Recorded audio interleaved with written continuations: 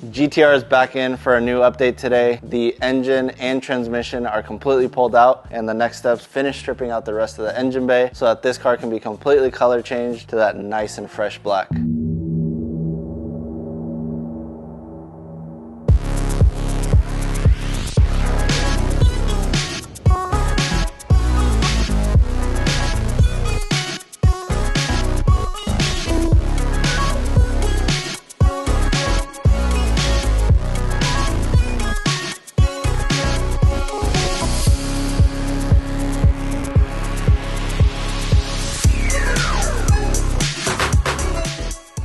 Adrian did us a favor, pulled this engine out, pulled the transmission out as one unit. He dropped the whole subframe, pulled everything out, so that way we can start getting ready and pull the rest of the engine bay apart, because this is a full color change. Radiator support, firewall, wheel wells, everything has to be color changed to that nice and new, fresh, glossy black. Nissan in the 90s and early 2000s did what they considered a hard clear coat for the engine bay, so it's not like an ultra gloss clear coat like you have on the exterior of the body. When we do the color changes and we refresh the engine bays on these 90s Nissans, we paint the engine bay to match the exterior of the car, so the engine bay will get a base coat clear coat just like the outside does. We are going to paint this engine bay completely, so every nut and bolt and clamp and bracket will be completely removed from the engine bay. You do have to remove the engine harness, so you leave some of the mini harnesses that are attached to the motor on an RB26, you leave those attached. The main engine harness does have to stay in the engine bay. I believe the only harness that stays on the motor is actually the coil packs, because I can see the injector harness is laying in the engine bay right now, and everything else that connects to the rest of the sensors is still in the bay. So all that will need to be pulled through to the inside of the cabin. We are going to have to do a glass out paint job on this car. All the rubber seals are going to be replaced, all the cowl seals are going to be replaced. All of that has to be removed, boxed, labeled, packaged, just so we know where everything is. We got to keep it all together because this car has to be completely put back together with the majority of the stuff that you see here, minus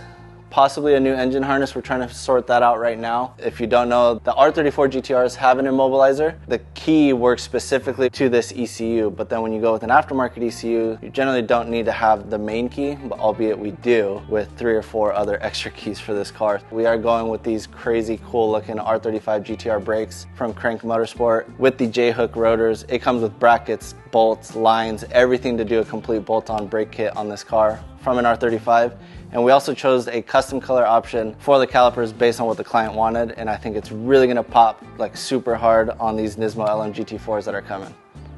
It's gonna be popping. Today we've got David, Mr. Sexy, coming over here to go ahead and roll the front fenders, cut the rear quarters, so that way we can get that meaty fitment that we're looking for. Again, this is gonna be an 18 by 10.5 plus 15 offset, and we're gonna go with the 295 tire, so we're really pushing the amount of tire that we can have on that wheel to fit on this car properly.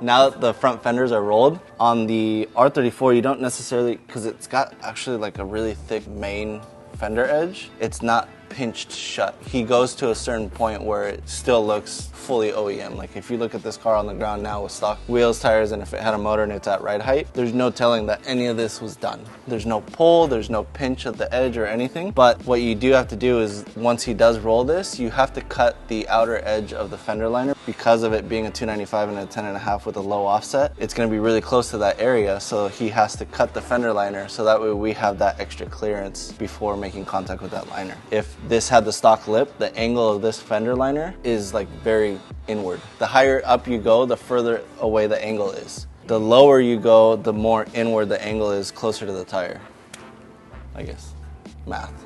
He figured out kind of like the rule of thumb of what he needs to do, like having done countless S2000s and Nissans and Porsches and BMWs. Actually, BMW is one of like the one manufacturers that has like the rear quarters that are fairly rolled and they have a high fender liner. I had an E39 M5. An E39 M5 has a different inner fender liner and different quarter edge than your standard 540i M Sport back in like the early 2000s. It was pretty sick because it's like, oh, they already thought about this like off the bat. They were gonna have a stock with car but with meatier fitment, and it's gonna be lower out of the box. So it's like, hey, let's make it fit. Yeah, it's like an OEM fender liner that's higher. I wish something like that existed for this like aftermarket, like, hey, you're gonna run like really low, but you wanna protect your fenders. Like you have Z-Tune carbon fenders and you don't want debris going all over the place. Is there a liner that protects that and you don't have this edging and like you can run as wide as you want? I mean, this is good to go. So the front's good.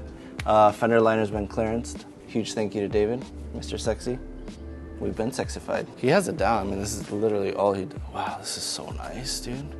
I can't cut my finger on it. And it's so uniform.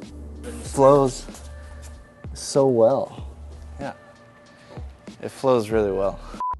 We're gonna go ahead and toss it over to Daryl because he had a chat with Alex from MST to figure out what's going on with the interior. I don't know, that's not my department, so let's get on over to them. Okay, so my turn. Now we're talking about upholstery, bodywork, and prep for paint. We've got Alex coming over, the upholstery guy that you've seen in previous videos for the Too Fast, Too Furious Skyline. This car is extremely clean. The upholstery on this car is just immaculate, but the early 99 V-Specs, or all 99s, had the light gray, the dove gray interior. It wasn't until late 2000s that the actual black interior came out. And so our client on this car wants to go with a European leather and Alcantara centers, as well as Alcantara door cards and a Alcantara headliner. What's cool about this car is when we bought this in Japan, the previous owners had already installed a lot of really high-end carbon bits on the interior. So the center console and all the bezels and things that are normally in that plastic aluminum finish are all in a really high-grade carbon finish, as well as all the plastics on the bottom portion of the GT-R seats have already been completely done in carbon pieces. And like I said, really good quality. It's going to look amazing on a black car. It stands out a little bit too much in my opinion right now with this light dove gray interior. Since we're going dark black, I mean as black as we can get, it's going to look amazing. Alex should be here momentarily, and when he gets here we're going to start pulling the entire interior apart. We're going to remove the front door panels, the A-pillar panels, the rear panels, seats front and rear, as well as the headliner. All that's going to come out. Alex is going to take that back to his facility where he's going to start doing all the work. There are some, I don't know if they're actual NISMO seat covers. You can find them online, but the quality isn't great. I don't know what it is. When they're installed and fitted over the original seats, they just look loose. They're not to the standard I like. That's one of the reasons why we didn't go with those aftermarket, or actually I believe they're actually a NISMO product. It's just they don't look good when they're fitted on the car. Like I said, up towards the top, around the bolstering, it's just loose. It's just not to the standard that these original seats are in. If you look at an M-Spec has factory leather interior installed in it, and it looks amazing. You won't see any lines. It fits exactly like the upholstered non-M-Spec upholstery fits. Yeah, I'm pretty excited. Alex has shown me some of the work that he's done previously with R34 GT-R seats. You're gonna love it. You're gonna love what it's gonna look like. It's gonna look like a factory M-Spec interior when we're done with it.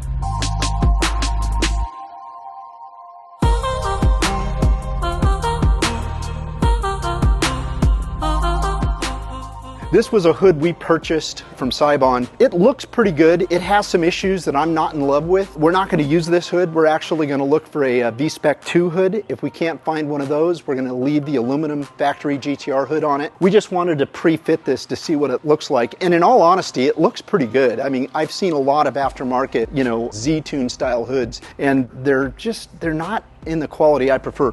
My problem is these little risers here. You don't normally see those on the real Z-Tune hood. This is perfectly flat, but you'll see there's little valleys in here. And also these vents dip in a little bit, and on a real Z-Tune hood, these are pretty straight. So when you're sitting behind the wheel, you could see how they kind of sag a little bit. You know, for those reasons, we're not going to use this hood. We're going to reshape this hood and make it look more like the original Z-Tune hood, and we may use it on another project. It's not light. The factory aluminum hood is much lighter than this hood. It looks carbon. It's just got a carbon laminate finish on it, but it's pretty much FRP. It's all fiberglass. We still have the entire engine bay to disassemble, and then once we clean up the entire firewall, remove all of the stuff that we need to remove so that we can get really good paint coverage on that engine bay and the strut towers and all that. Glass removal first, and then off to the body shop. So a lot of stuff happening on this car in the next couple days, and we're going to try to document every aspect of it. We're going to share all that stuff with you guys. It is going to be a monster of a car when it's all done. We're really excited to show it off to you guys. Again, this is a client that we've known for nearly 20 years. We built a GT-R for him many, many years ago, and he wants to relive his youth, and so we're going to help him accomplish that goal. Stay tuned. Don't forget to like, comment, and subscribe. Tell us what you think about this build. I know a lot of you guys out there that are GT-R enthusiasts look at a virgin GT-R like this and go, why? Why would you change the color? Why would you do the mods that we're going to do to this car? We're appealing to our friend and client. We're going to do it right. There's no half-assing this build. So stay tuned, more to follow, and see you on the next update. We got no engines, Ted. No engine. All right, so we're back. All right, so fucking shit. James, your kids can't Why? watch this video. Why? Why? TK, Daniel. Hey, too. Welcome back. He found a clip that I even did that way back when we got the GR Corolla. Did he send it to you? Yeah, he said it on your chat. Oh, was it? Oh, Yeah. okay. Idiot. Even back then. All right, so. Alright, though. I don't even know how to start. I was like immediately thinking, all right, so again. I mean, all the hard work's done. All right, so. Alright, so all the hard work's done. Yeah. Okay. I don't know how to start.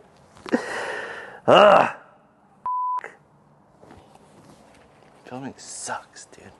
Where are you going? Come back. Come back to me. Don't talk to me. Don't tell me your name. All right, so we. But for now, we'll catch you guys later. See you next time. See alligator. Shit. I fucking hate outros. I fucking hate them. They're so dumb. Why can't we just say, click the fucking video, watch this, it's cool, it's gonna be cooler. Me and James used to Bye. do a thing where he would walk off camera and I would pan to the car. We got no engines. Ted, Daryl. Let's cut to David doing his magic. What kind of process does David do? Do you know? The process. The process. The process. You're gonna see right now. Watch. Just watch this. Can you explain it though? Yeah, watch. Like Ready? The stages He heats it up. Why are you gonna get hit? Like, Yeah, he heats it up with the little paint gun, or heat gun, and then he puts his thingy on the thing, and then he does the thing, and then it's like all that, and then when he cuts the fender liner a little bit.